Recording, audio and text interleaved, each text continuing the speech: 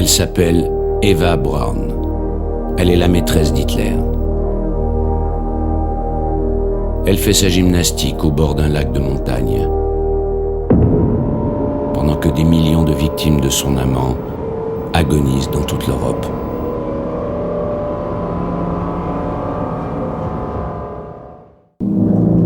De 1937 à 1944, Eva Braun tourne des films d'amateurs exceptionnels. Il nous faut entrer dans les coulisses du Troisième Reich, au Berghof, le chalet d'Hitler, véritable centre de décision du nazisme.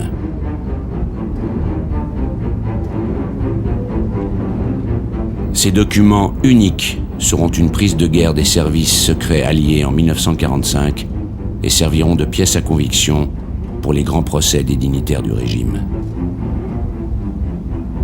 Nous avons, pour la première fois, réuni tous ces films. Nous vous les montrons après un long travail d'identification jamais réalisé jusqu'ici. Eva Braun, témoin capital de la vie intime d'Hitler.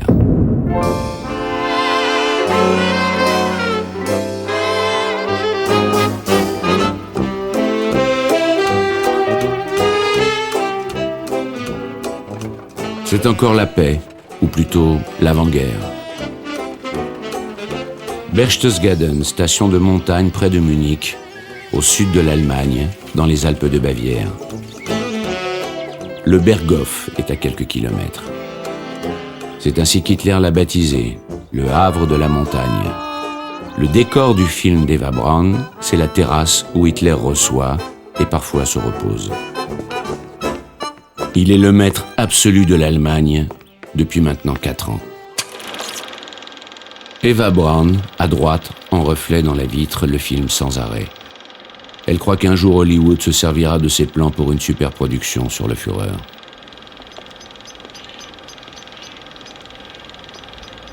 Elle est à un poste d'observation inégalable. Mais qui filme-t-elle? Qui sont les personnages de la terrasse? L'ami intime, Max Hamann, le seul qui tutoie Hitler. Il était avec lui dans les tranchées pendant la guerre 14-18.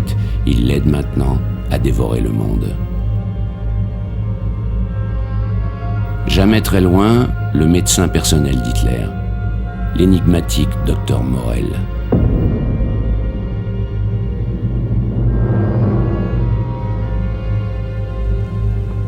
Le secrétaire particulier d'Hitler,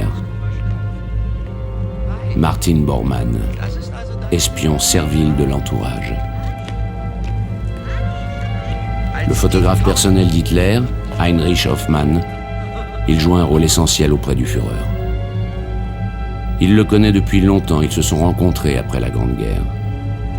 Hoffmann est de toutes les grandes occasions. Il virevolte avec son appareil pendant qu'Eva Braun filme. Hoffmann prend 5 millions de photos d'Hitler qui seront aussi capturées en 1945 par les Alliés et utilisées dans les procès et les livres d'histoire. Être si près du Führer est un grand honneur, et chacun s'empresse de lui obéir et de lui plaire. Son conseiller diplomatique, Walter Evel, à droite, montre à Hitler et au sculpteur Arno Breker la dernière caméra américaine, un cadeau pour Eva Braun. Mais la pellicule est allemande, c'est de l'Agfacolor 16 mm, superbe. Tous se laissent filmer. Ces personnages historiques comme l'architecte Speer, ici au centre du premier cercle des intimes.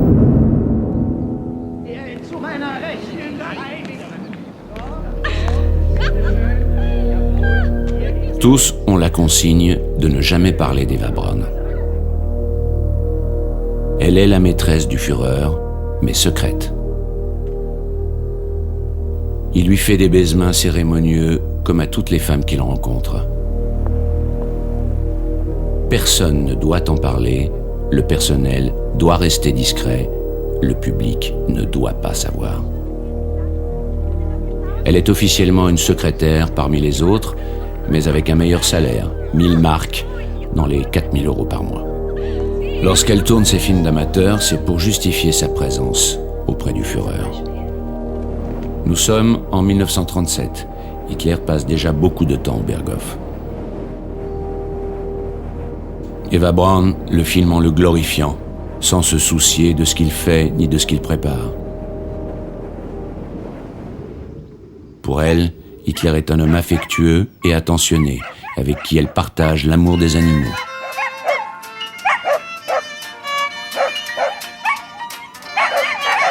Hitler est lié par un sentiment très fort envers sa chienne, Blondie, berger alsacien. Il la tuera en 1945 pour tester l'efficacité de la capsule de cyanure avec laquelle il se suicidera.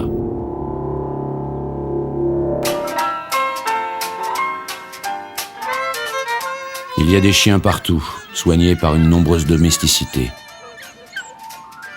Eva Braun et Hitler ont des chambres séparées. Elle ne doit pas appeler le poste 600, celui de la chambre du Führer. C'est lui qui appelle. C'est lui qui décide.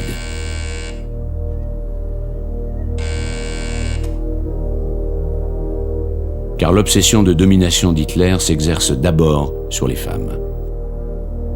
Eva Braun doit lui être soumise. Hitler a dit « Il n'y a rien de plus beau que former une jeune fille. À 18 ans, 20 ans, les femmes sont malléables comme de la cire. Il est possible à un homme de la marquer de son sceau. La femme ne souhaite rien d'autre. Il ne veut pas l'épouser, il se proclame marié à l'Allemagne. À toutes les Allemandes, à toutes ces femmes qui s'évanouissent sur son passage. Elle crie « Heil Hitler !» dans l'extase intime ou en accouchant, indifférente au climat de haine qui se propage. Pour toutes les Allemandes, Hitler est célibataire.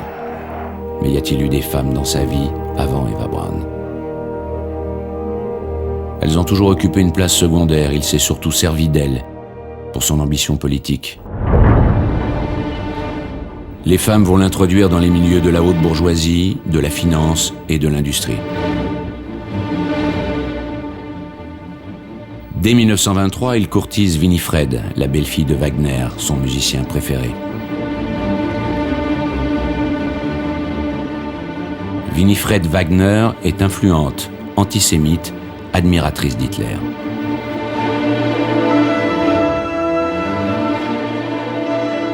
En privé, elle l'appelle Wolfie, mon petit loup.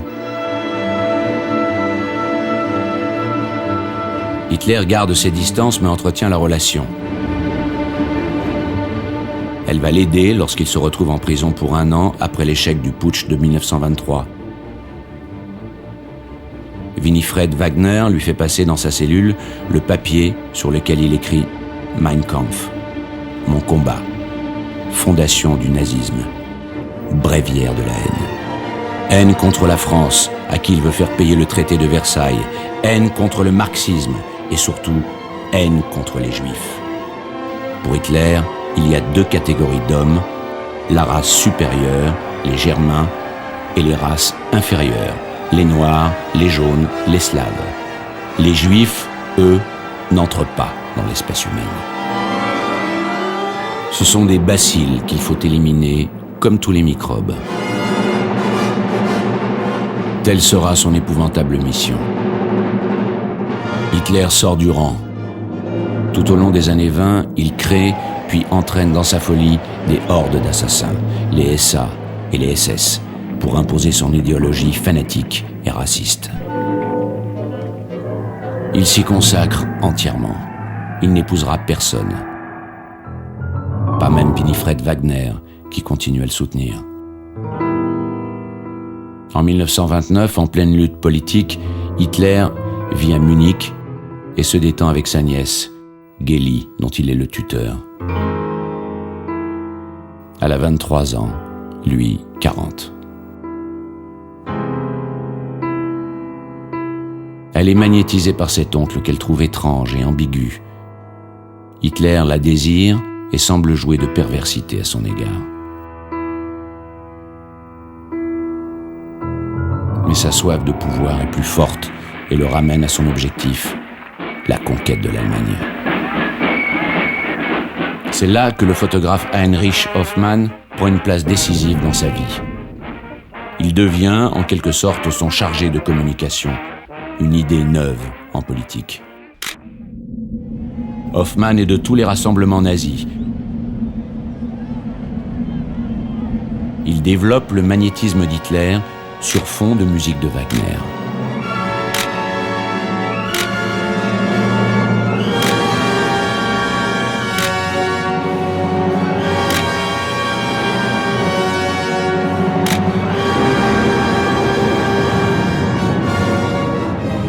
Hoffmann a une boutique dans le centre de Munich.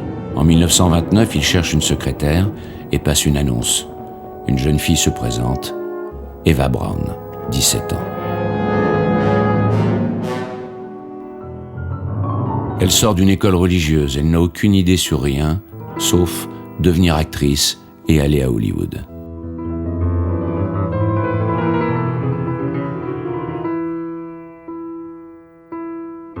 Hitler fait sa connaissance lors d'une de ses visites à son photographe.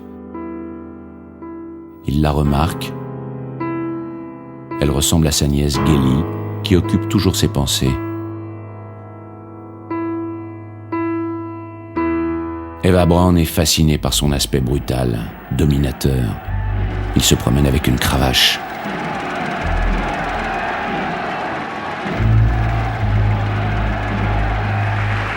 Il dit « La foule est femme et les masses aiment à être dominées comme des épouses ».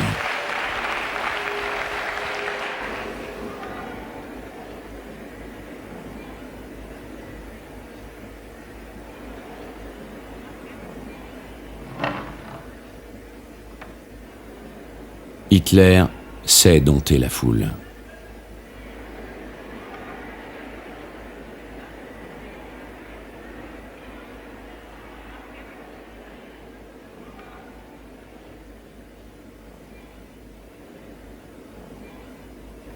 Il hypnotise l'Allemagne. Il hypnotise la star de cinéma allemand de l'époque, Leni Riefenstahl. Il la voit dans son film Le Grand Saut. Il est attiré par son érotisme juvénile.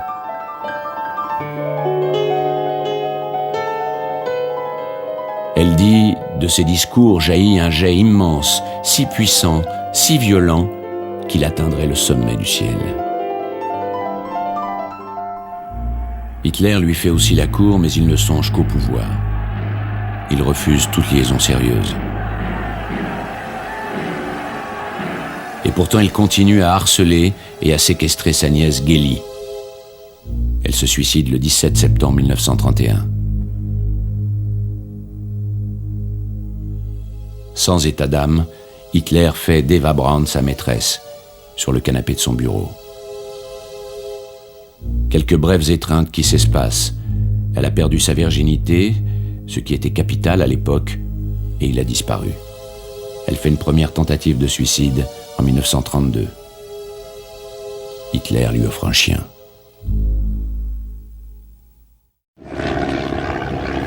Hitler sillonne l'Allemagne à toute vitesse, dans la première campagne électorale moderne, en avion privé. Eva Braun ne voit pas plus celui qu'elle appellera toujours, même dans l'intimité, Mein Führer. Il devient effectivement le Führer, le chef, chancelier d'Allemagne, le 30 janvier 1933. Quelques jours plus tard, le 12 février, Eva Braun atteint sa majorité. Il pourrait l'épouser, mais il s'en va. Il quitte Munich pour Berlin. En quelques mois, il impose sa dictature et crée les premiers camps de concentration. Commence alors la persécution des Juifs. La croix gammée, devenue avec lui le symbole de mort et le drapeau de l'Allemagne.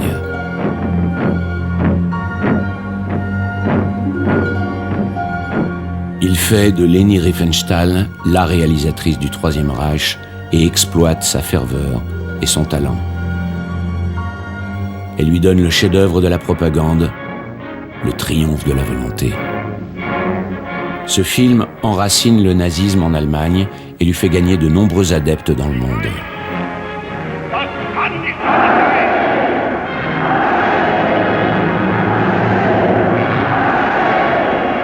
Le bruit court partout que Leni Riefenstahl est la maîtresse d'Hitler. Elle est invitée à New York. À son arrivée, un journaliste lui pose carrément la question « Êtes-vous la petite amie d'Hitler ?» Elle répond en minaudant « Oh, that is only a newspaper story. It is not true. » Just a newspaper yarn. Only a newspaper story. How long have you known Mr. Hitler? Oh, I know him since the year 32. 1 year before he would be Reichskanzler. Le 28 mai 1935, Eva Braun avale un tube de somnifère. Elle est sauvée de justesse. Pour la calmer, Hitler lui offre une petite maison à Munich. Elle y vit à partir de 1936 avec son chien. Elle reçoit sa famille à laquelle elle a d'abord caché sa relation. Son père, Fritz Braun, qui enseigne la menuiserie, est un protestant rigide. Sa mère, Franziska, parfaite femme au foyer, est catholique et réprouve les liaisons hors mariage. Ce couple d'Allemands moyens n'affiche pas un nazisme fanatique. Elle a 2 sœurs. L'aînée, Ilse, est l'assistante et secrètement la maîtresse d'un médecin juif qui parviendra à s'enfuir. La cadette, Gretel, est proche d'Eva Braun. Elle lui ressemble beaucoup. Eva Braun admire ses sœurs et veut leur prouver qu'elle peut accomplir son destin de femme, avoir un amant, se marier. C'est pour cela qu'elle s'est laissée séduire par Hitler.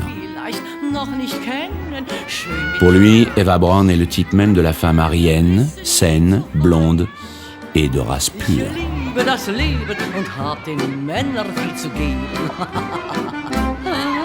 Elle n'est pas juive, il a fait faire une enquête sur tous ses ancêtres.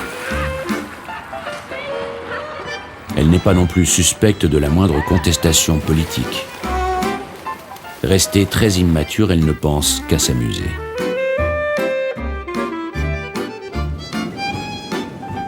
En 1937, Eva Braun passe de plus en plus de temps au Berghof. Elle a réussi à s'imposer comme la maîtresse en titre.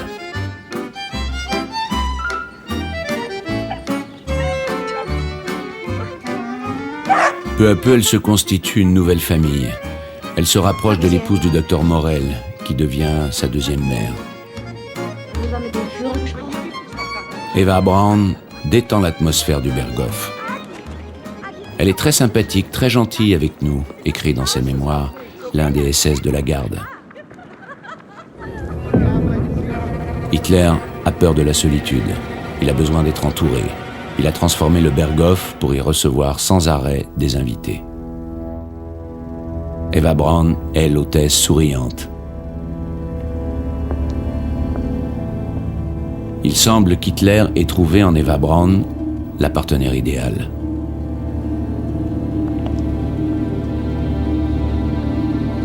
Il a confiance. Elle ne l'égorgera pas pendant son sommeil. Mais quelle est la nature exacte de leur relation ?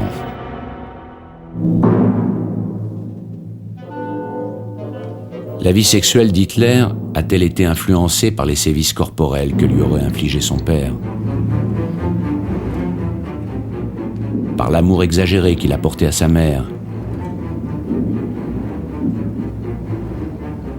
Par les aventures impossibles de sa jeunesse pauvre et désespérée. Divers indices sont troublants. Il ne supporte pas d'être touché, mais il aime caresser longtemps, trop longtemps, les bras des enfants, comme ici le fils de son ami Speer. Mais Speer lui-même, ses rapports avec Hitler sont ambigus. Avait-il une relation homosexuelle ?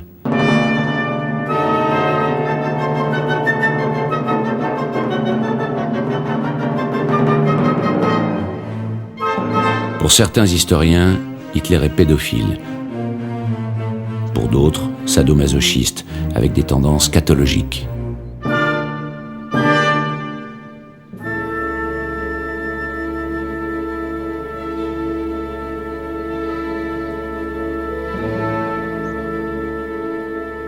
Pourtant, Eva Braun le filme comme un homme normal.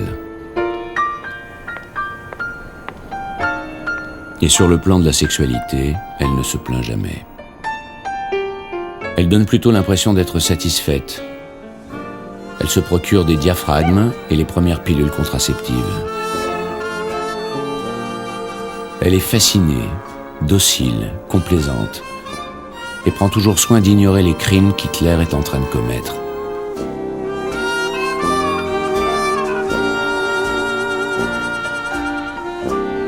Elle lui appartient. Pour elle, comme pour l'Allemagne, c'est un être exceptionnel.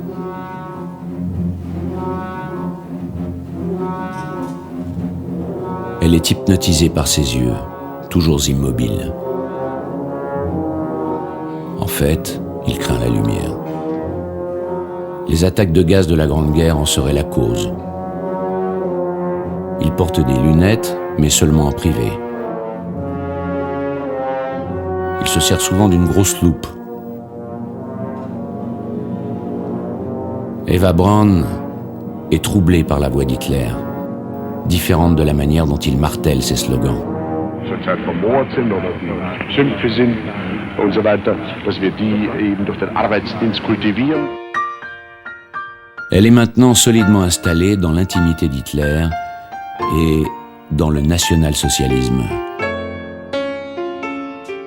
Elle porte donc le costume traditionnel bavarois, l'élégance du terroir, éloignée de la sophistication de Leni Riefenstahl, qui dit alors d'Hitler « C'est normal qu'il soit avec elle, il préfère les femmes douces aux yeux de veau », comme Eva Braun. Mais c'est bien Eva Braun qu'Hitler a choisi. Elle va devenir le témoin privilégié des événements à venir. Le 13 mars 1938, Hitler réussit ce qu'il appelle l'Anschluss, l'annexion de l'Autriche, son pays natal. Les démocraties occidentales ne bronchent pas, ce qui va l'encourager au pire. Il se sent invincible. Il fait venir Eva Braun et il passe une nuit exceptionnelle à l'hôtel impérial de Vienne. Elle envoie une carte postale à sa famille, elle écrit « Je suis folle, folle de joie, folle d'orgueil ». Elle est la compagne d'un conquérant.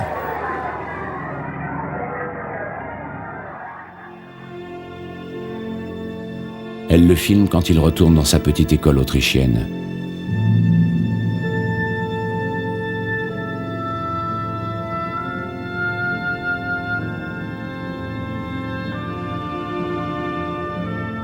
Il savoure ce moment unique et mesure le chemin parcouru.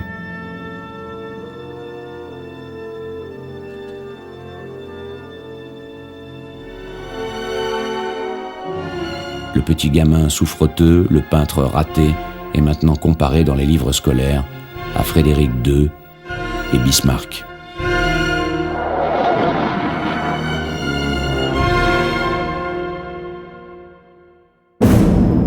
Dès l'été 1938, il repart dans ses projets de conquête.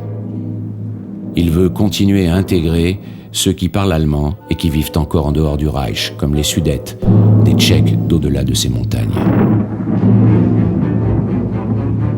Dans le grand bureau du Berghof, avec son incroyable baie vitrée qui peut s'ouvrir sur les Alpes, Hitler envisage la meilleure stratégie, avec Göring, l'un des grands chefs nazis.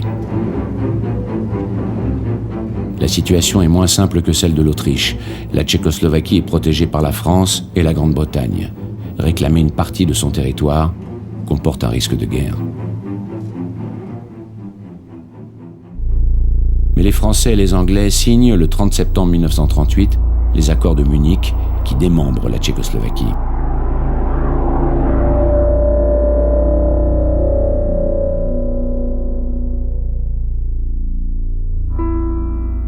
Hitler a réussi, mais il a frôlé la guerre.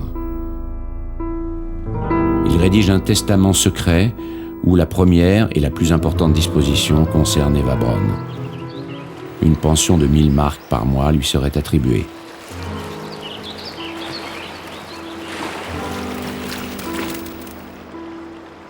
Hitler prouve ainsi la place qu'elle a prise dans sa vie.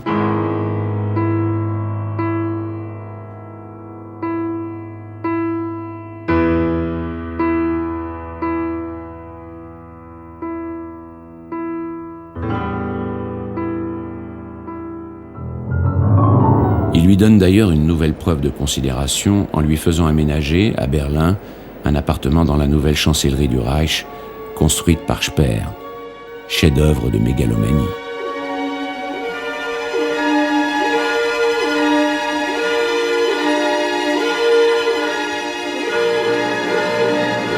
Hitler se fait construire aussi un donjon sur le mont Kelstein, à 1800 mètres au-dessus du Berghof. C'est le nid d'aigle. Une folie au coût démesuré.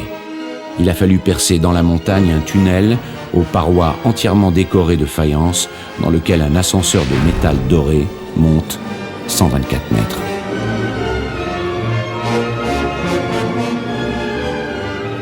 Il débouche sur ce cloître de pierre de taille où les dignitaires nazis amènent leurs enfants faire des cures d'altitude.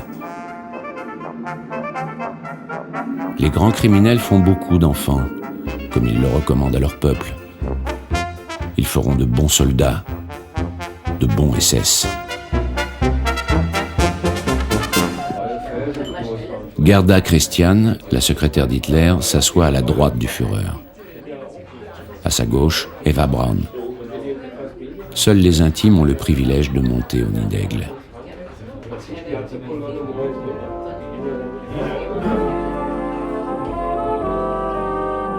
Eva Braun invite sa famille. Si son père accepte enfin que sa fille puisse avoir une liaison hors mariage, sa mère, en bonne catholique, n'admet toujours pas, mais savoure la situation. Eva Braun les a prévenus. Soyez patients, le Führer a des responsabilités envers la nation. Le devoir sacré de tout Allemand patriote est d'accepter certains sacrifices.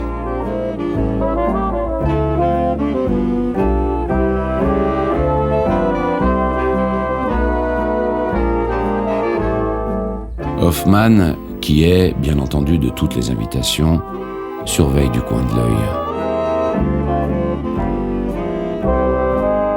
Speer est toujours aussi décontracté. Sa femme veille, avec Eva Braun, à ce que le salon du Führer soit toujours fleuri.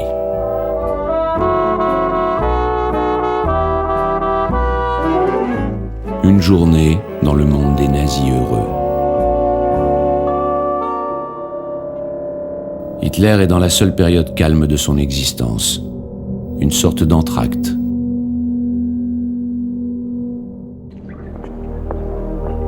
Il peut encore profiter de son pouvoir.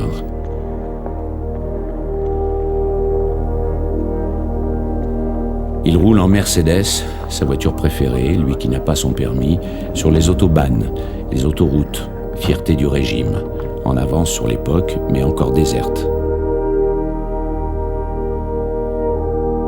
Hitler veut que chaque Allemand ait sa voiture. Pas une Mercedes, mais une Volkswagen, la voiture du peuple, la coccinelle, dessinée sur un coin de table par le Führer lui-même.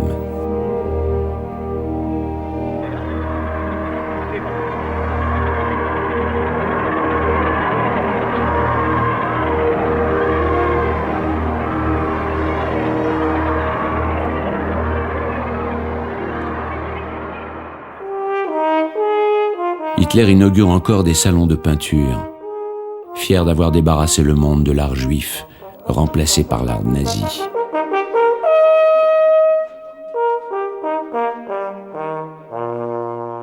Eva Braun n'est jamais de ces mondanités. Magda Goebbels, la femme du ministre de la Propagande, est la première dame du régime. Elle a épousé Goebbels pour être proche d'Hitler, dont elle est folle amoureuse. Elle est le modèle nazi de l'épouse allemande. Elle est blonde, elle fait beaucoup d'enfants, qu'elle assassinera tous au dernier jour du Reich.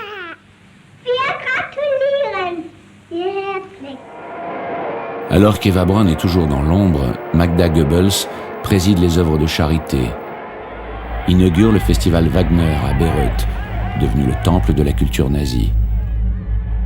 Magda Goebbels est la reine de cette nouvelle aristocratie de parvenus du régime.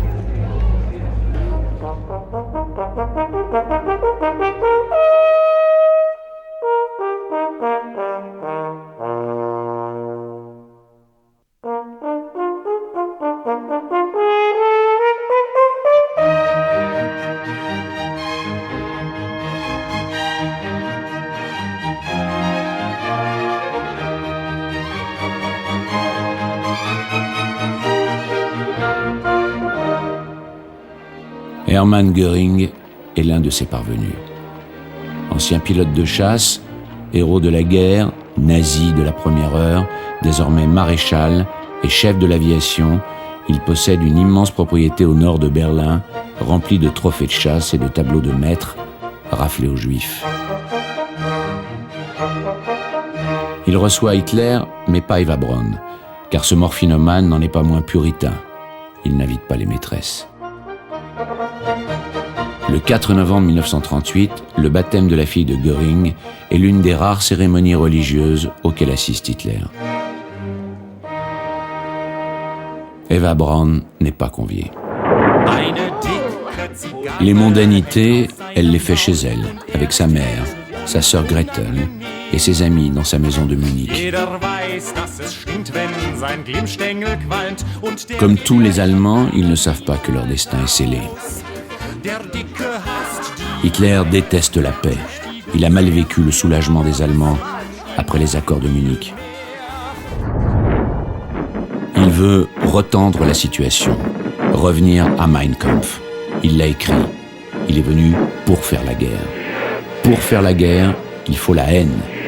Les Juifs vont servir à créer un nouveau climat de haine.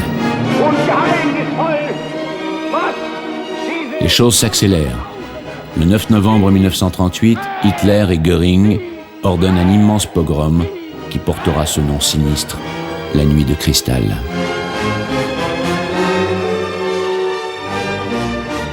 Pour faire croire à un mouvement spontané, des SS en civil incendient 2000 synagogues et magasins juifs dont les vitrines se brisent dans un bruit de cristal, ricanent les nazis. 2500 victimes, 35 000 juifs déportés à Dachau et Buchenwald. C'est le premier acte terrible de l'Holocauste. Depuis 1933, les nazis ont inventé toutes sortes de vexations et établi un véritable apartheid. Mais l'émigration n'est pas facile, devant l'égoïsme et la dureté des nations occidentales qui limitent les visas pour les juifs.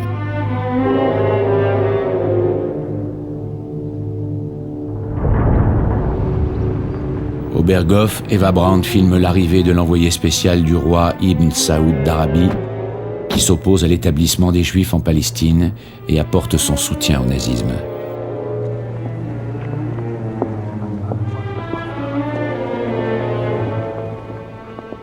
Le mécanisme infernal est enclenché. Wenn es dem internationalen Finanzjudentum in und außerhalb Europas gelingen sollte, die Völker noch einmal in einen Weltkrieg zu stürzen, dann wird das Ergebnis nicht die Bolschewisierung der Erde und damit der Sieg des Judentums sein, sondern die Vernichtung der jüdischen Rasse in Europa.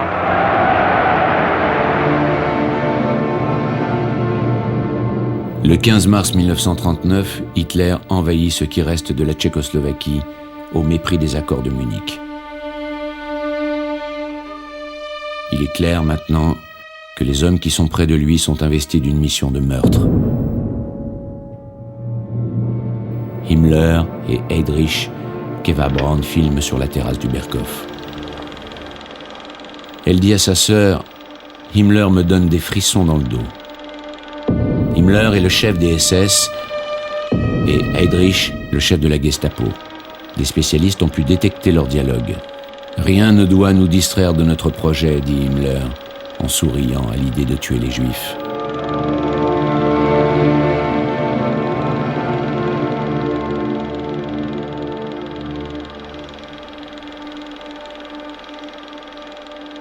Pendant que se trament les horreurs de la guerre et de la Shoah, Eva Braun, toujours aussi indifférente, met en scène sa mère devant une agence de voyage de Munich.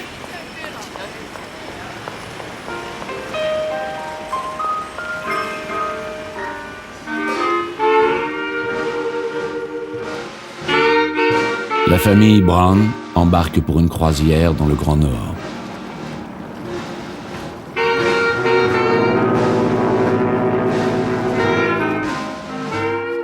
Hitler a bien recommandé à Eva Braun de ne pas s'exposer au soleil qui, dit-il, provoque le cancer de la peau.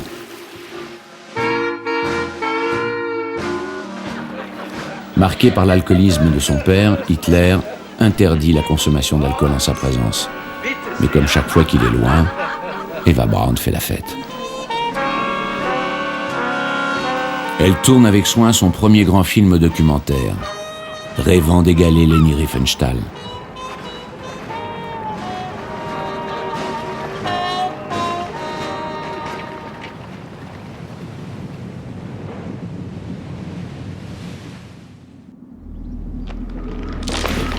À son retour au Berghof, Eva Braun filme une atmosphère très différente de celle de son départ. Les SS de la garde sont en grande tenue, même les serveurs de la terrasse. Elle est alors témoin d'un tournant de l'histoire. Tous les chefs nazis sont convoqués, tel Joseph Goebbels, le maître de la propagande, qui arrive en claudiquant, avec son pied beau.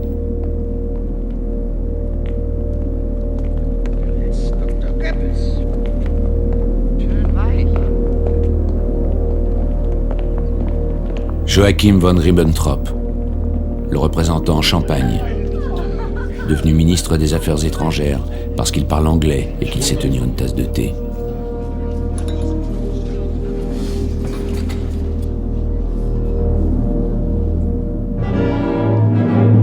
Ribbentrop expose à Hitler dans son bureau du Berghof les résultats de son voyage à Moscou.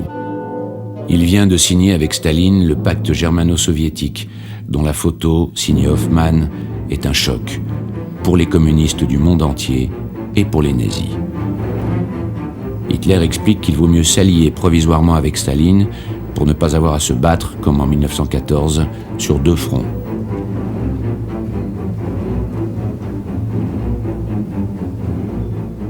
Ce pacte laisse le champ libre à Hitler. Le 1er septembre 1939, il lance son armée sur la Pologne. La Grande-Bretagne et la France, alliées de la Pologne, déclarent la guerre à l'Allemagne. Eva Braun est inquiète, comme tous les Allemands. Hitler la rassure, ça ne durera que 3 semaines.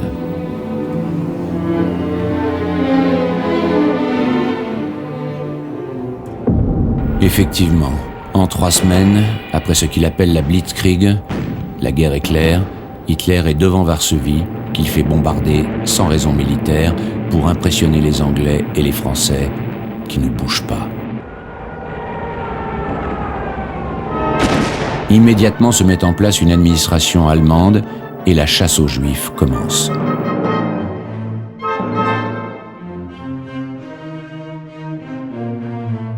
Ils vont désormais vivre un martyre dont nous n'avons pas idée. Rarement dans l'histoire des hommes, une telle horreur s'est abattue sur des êtres humains. Hommes, femmes, enfants sont parqués dans le ghetto de Varsovie, séparés par un mur de 3 mètres, réduits à la famine. Certains finiront par se révolter, quelques-uns même par survivre, la plupart mourront, tués, gazés ou brûlés à Treblinka.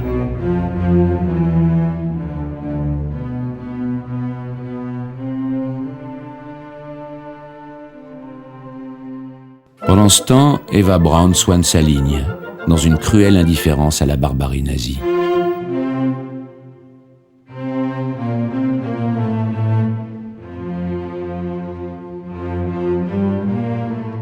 Elle se sent appartenir à la race des seigneurs.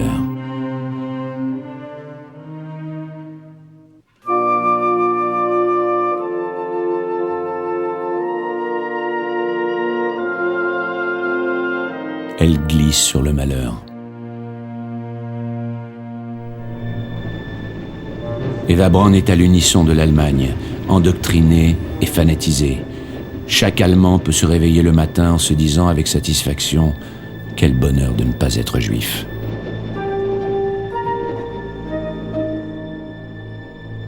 Hiver 39-40. Eva Braun filme. Hitler fait de longues promenades avec Speer et parle d'architecture, sa vocation refoulée. Ils veulent faire de Berlin la plus belle ville du monde.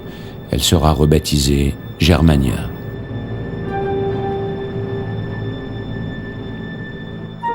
Pendant ce temps-là, sur le front, les Français ne bougent pas. Ils appellent cela la drôle de guerre, et les Allemands la Sitzkrieg, la guerre assise. Hitler prépare l'offensive contre la France.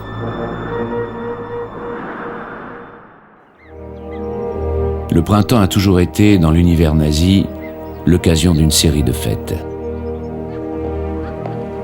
À Pâques, les nazis célèbrent le renouveau de la nature et l'anniversaire du Führer.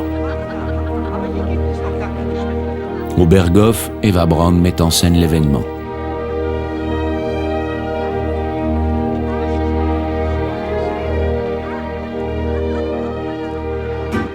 Dans la grande serre, aménagée pour cultiver en toute saison les légumes indispensables à Hitler, strictement végétariens, les enfants de Bormann et de Speer cherchent les œufs de Pâques.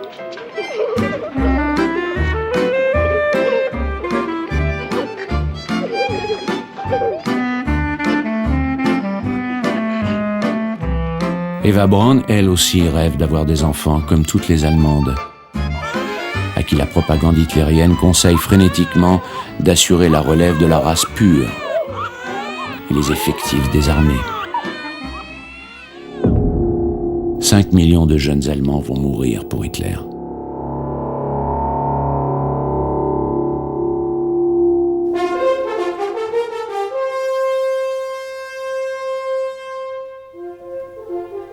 Le 20 avril 1940, Hitler a 51 ans. Les premiers à le féliciter, son photographe, Heinrich Hoffmann, son médecin, le docteur Morel, sa secrétaire, Gerda Christian, son compagnon des tranchées, Max Amann, et les Bormann. Eva Braun tourne pour le grand film qui sera projeté après la victoire. Ainsi seront montrés les fidèles des fidèles et les humbles serviteurs, les cuisinières, les femmes de chambre et leurs enfants qui pourront dire un jour aux enfants de leurs enfants « J'ai été touché par le Führer lui-même ».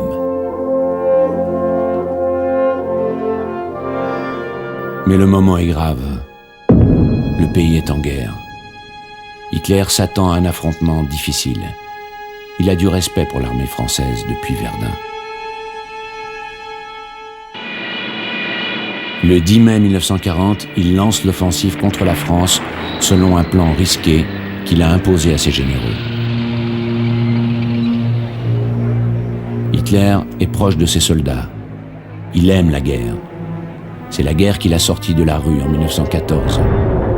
Il n'arrivait à rien, il s'est engagé et l'armée est devenue sa vraie famille.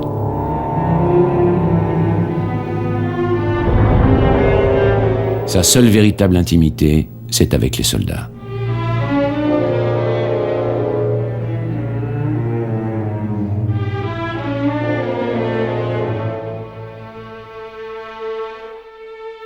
Fanatisés, les Allemands réussissent, en quelques semaines, à vaincre l'armée française, malgré une défense acharnée.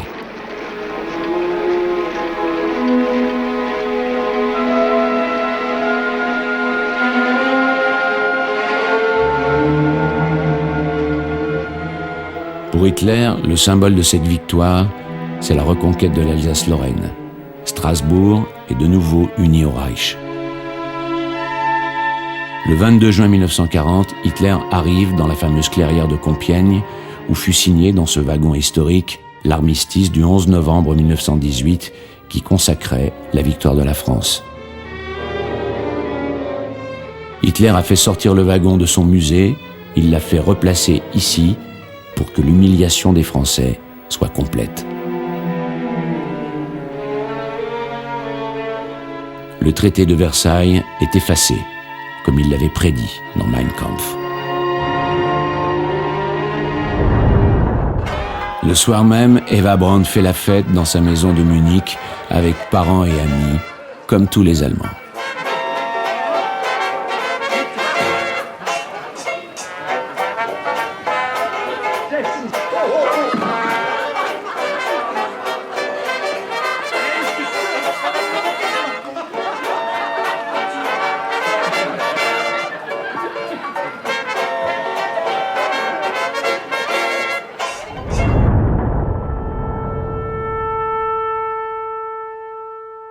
Les Français, qui ont fui par millions dans un gigantesque exode, reviennent chercher leurs voitures, abandonnées pendant les mitraillages.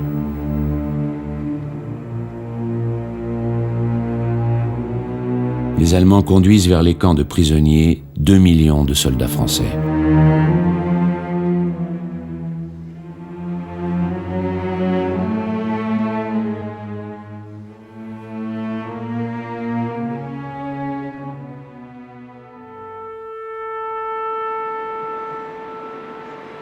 Le premier train allemand arrive gare de l'Est avec les troupes d'occupation et le premier contingent de la Gestapo.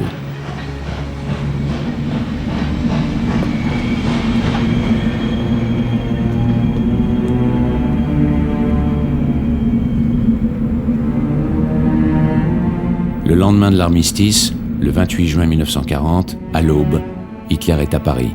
Il dit au reporter des actualités allemandes « C'est vraiment une ville très belle, mais Berlin sera encore plus belle. » La Madeleine.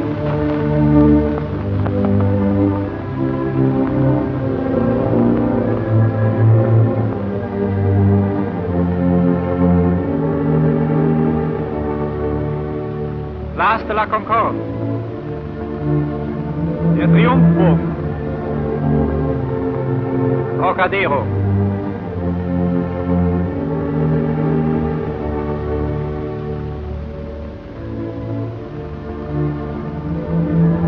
Ein Blick auf den Eiffelturm. Links vom Führer Professor Speer.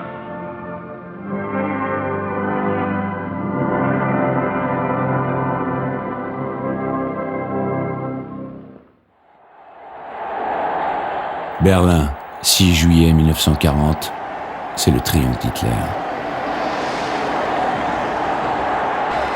Parmi les milliers de lettres que reçoit le Führer, celle d'une Allemande. Cher Führer, la victoire est dans tous les cœurs, la prise de Paris. Maintenant, l'œuvre est accomplie.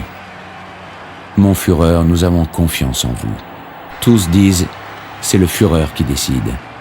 Je vous dis toute ma gratitude et je vous exprime mon profond amour. Eva Braun filme ce triomphe d'Hitler de sa chambre de la chancellerie à Berlin.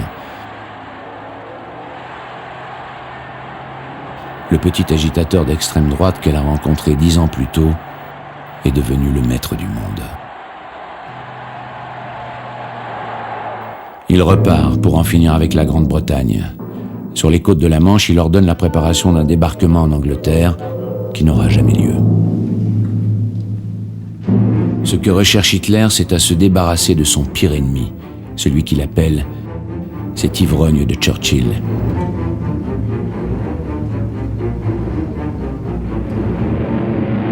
Hitler lance ses bombardiers. Ainsi s'engage la bataille d'Angleterre.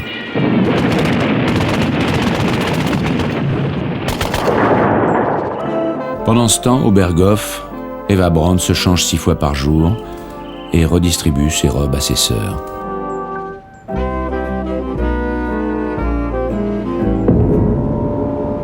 Le Führer est de retour. Il est accompagné de Speer, toujours aussi présent.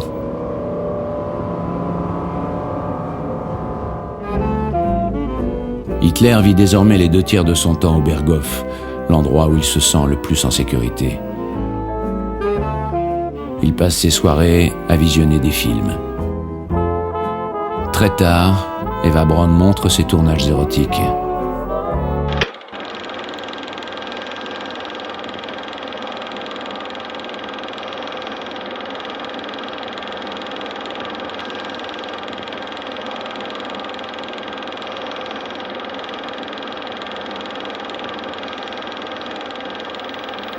Ces images sont les plus révélatrices d'Eva Braun. Elle montre son corps, la seule chose qui l'intéresse.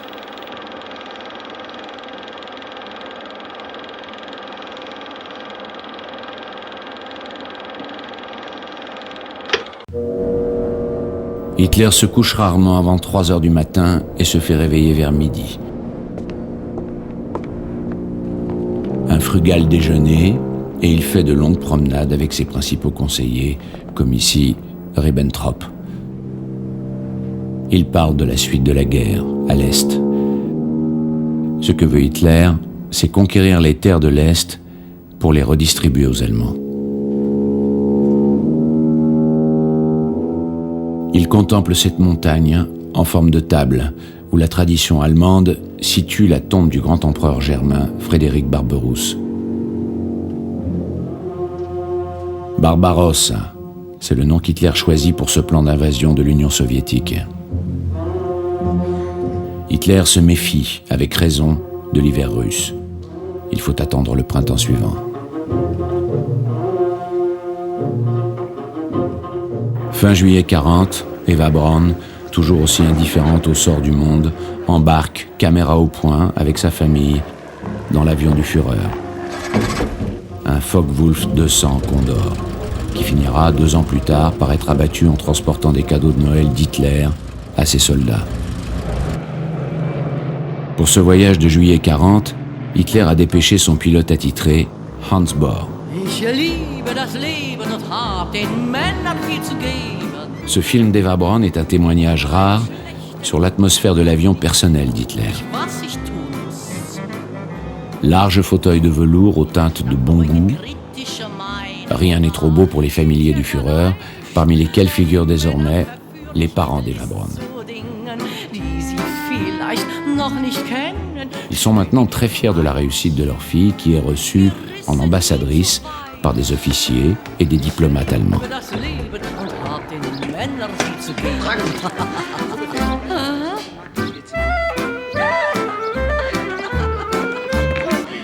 Eva Braun passe ses vacances à Portofino, à l'hôtel Splendido, le plus select de l'époque, fréquenté par les stars.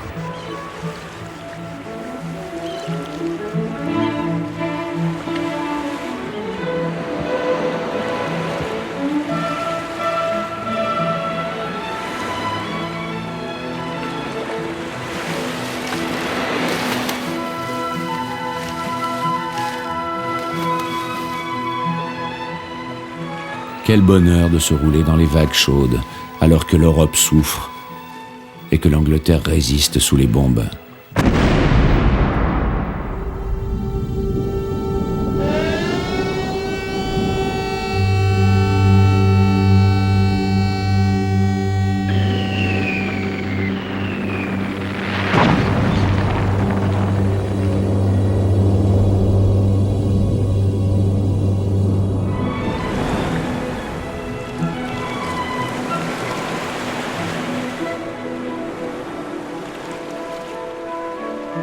Ce sont les dernières vacances d'Eva Braun.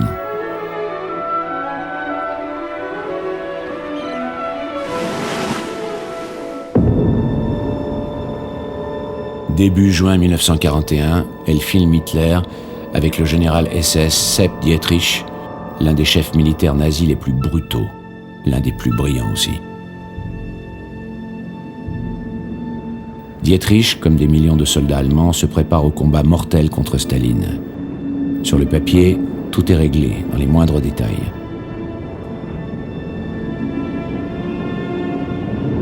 La Blitzkrieg aura vite fait de casser le russe.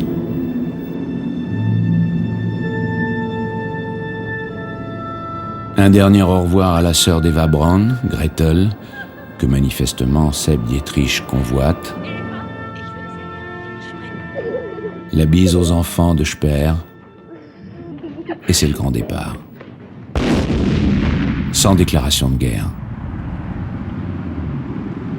L'effet de surprise joue d'autant plus que Staline met plusieurs jours à réagir. Et ce temps perdu permet aux Allemands de parcourir 1000 km et de faire 3 millions de prisonniers. La plupart d'entre eux vont mourir de faim.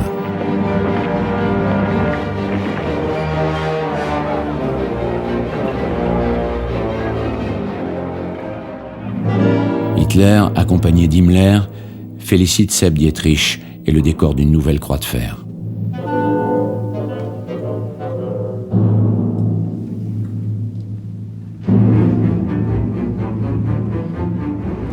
Hitler tire les conséquences de son avance foudroyante en Russie. Plusieurs millions de Juifs vivent dans ces régions. Il faut les faire mourir. Il ordonne à Himmler de mettre en action immédiatement des groupes de tueurs, les Einsatzgruppen, dont un détachement sera commandé par le jeune général SS Fegelein. Les Einsatzgruppen vont pendre, fusiller, gazer dans des camions 500 000 innocents dans les premiers mois de l'offensive.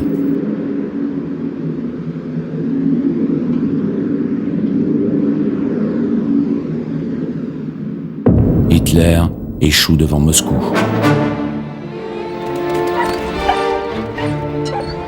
C'est sa première défaite. Il rentre au Berghof, chercher du réconfort auprès de sa chienne. Son armée, prise dans la boue de l'automne, puis dans la glace de l'hiver russe, meurt de froid parce que le chef n'a pas voulu leur donner des vêtements chauds.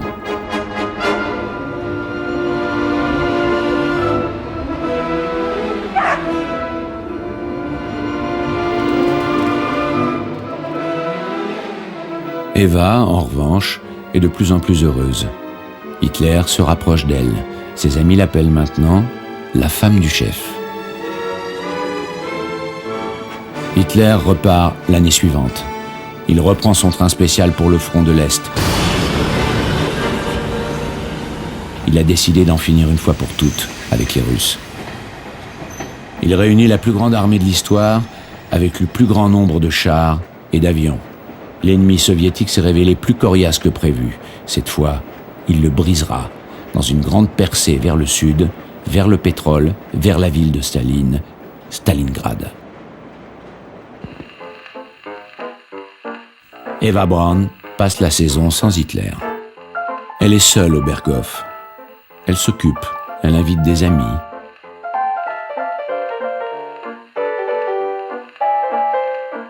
Elle filme cette belle inconnue qui lui jette un curieux regard.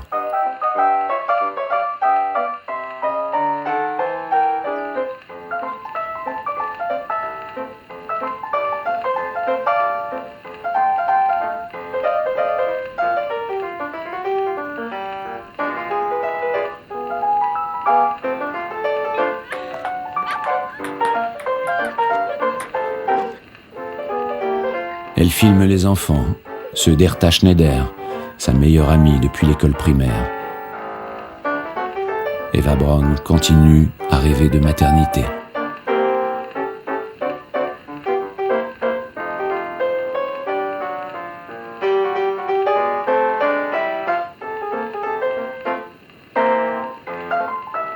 Pourtant, elle a entendu Hitler tenir des propos inquiétants à l'égard de son éventuelle descendance. Les enfants d'un génie, dit-il en toute simplicité, ont d'énormes difficultés dans la vie.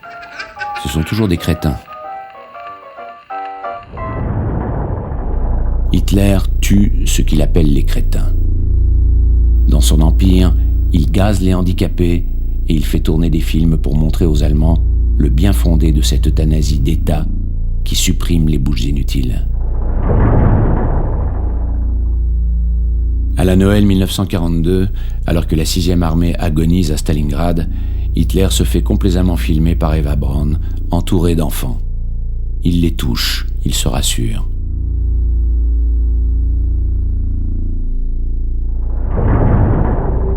Sa grande offensive a échoué. 200 000 Allemands ont été tués ou faits prisonniers par l'armée rouge.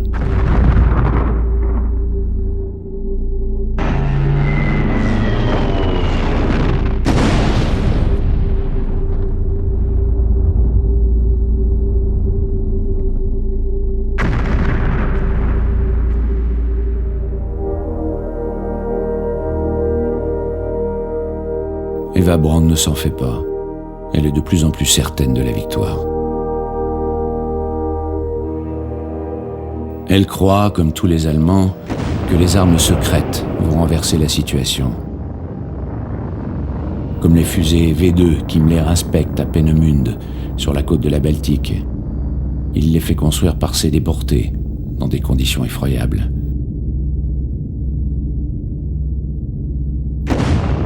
Mais elles ne sont pas encore au point.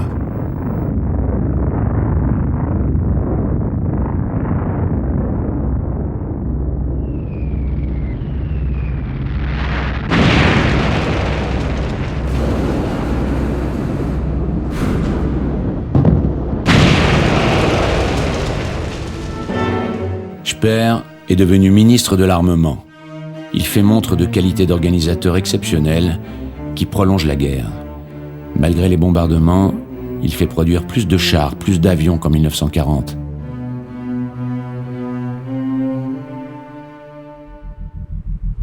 Hitler semble bien fatigué.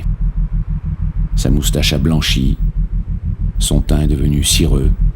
Le docteur Morel lui injecte de quoi tenir. Sur ses lèvres, on peut lire « Tu devrais arrêter de filmer un vieil homme comme moi. C'est toi qu'il faut filmer. » Il se lance dans d'interminables monologues. Ce sont des propos de table que Bormann fait soigneusement noter. Hitler dit en 1943 « Le coup le plus dur pour l'humanité, c'est le christianisme. Le communisme est l'enfant du christianisme. Tout ça, c'est des inventions des Juifs. » Plus rien ne peut sauver l'Allemagne qui s'écroule sous les bombes.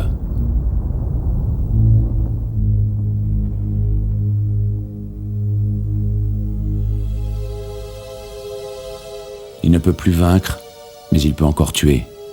Il veut aller au bout de sa mission, éliminer les Juifs. La solution finale, le génocide de tous les Juifs, entre dans sa phase démentielle. Les trains de marchandises bourrés d'êtres humains foncent vers les chambres à gaz et les crématoires. 6 millions d'hommes, de femmes et d'enfants sont assassinés. Dans les centaines de camps, des millions d'êtres meurent de faim et de coups. Cette guerre aura fait 50 millions de morts.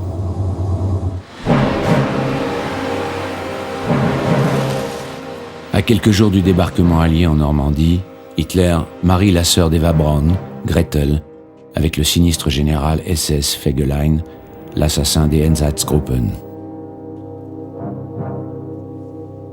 Les témoins sont Bormann et Himmler. Le marié boit dans la coupe du Graal, selon le rite des SS.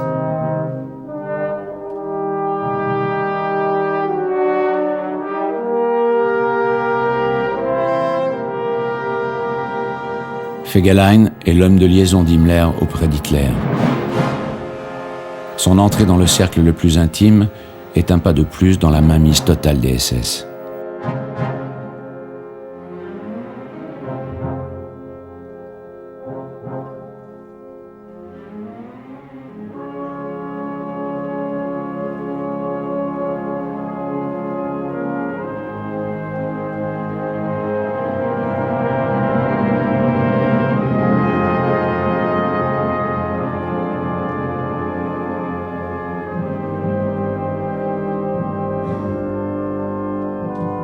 Gretel se fait belle parce qu'elle va rencontrer le Führer.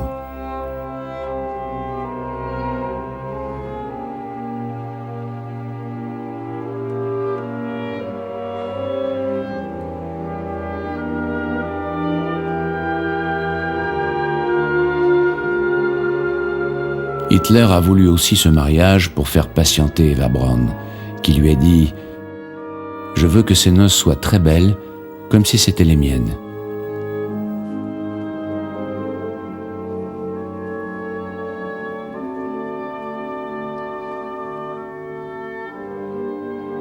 Les parents d'Eva Braun sont là, mais pas sa grande sœur, Ilse, qui a aimé un juif et qui cache à peine son hostilité au Führer.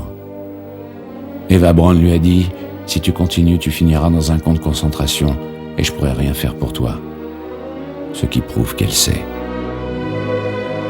Les enfants d'Hertha, la fidèle amie d'Eva Braun, viennent attendrir l'atmosphère. Gretel aura bientôt une fille qu'elle appellera Eva et qui se suicidera à 20 ans.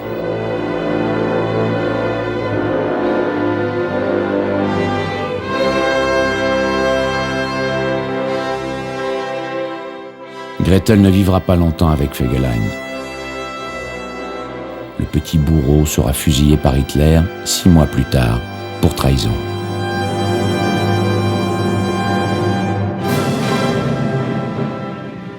Tous se rendent ensuite au Nid d'Aigle pour la dernière fois.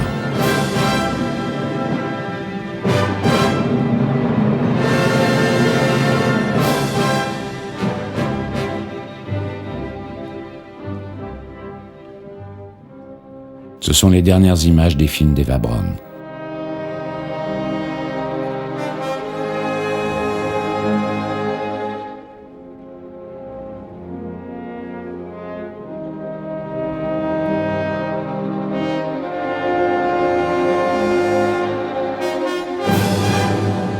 Hitler repart pour Berlin bombardé nuit et jour, puis encerclé par les Russes.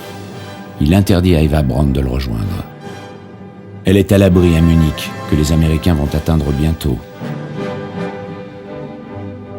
Elle désobéit et le rejoint dans le bunker.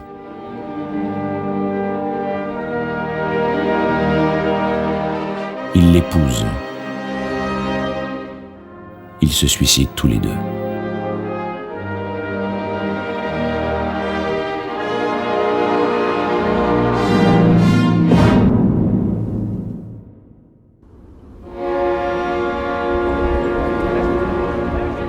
Les habitants de Berchtesgaden pillent les affaires et les provisions d'Eva Braun.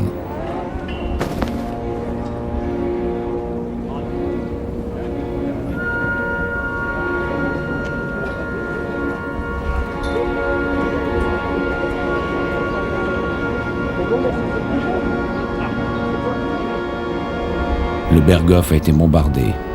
Il ne reste plus grand-chose du décor du film d'Eva Braun. La serre a été cassée. Les soldats français de la 2e division blindée et les para-américains piétinent le grand bureau d'Hitler.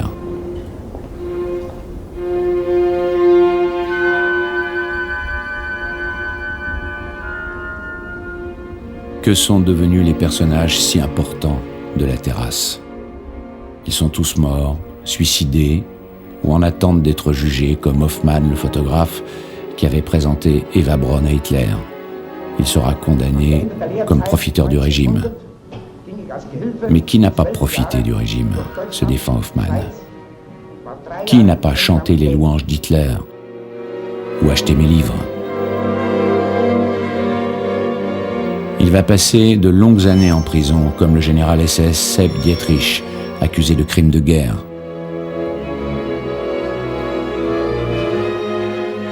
Les nazis sont maintenant des hommes traqués.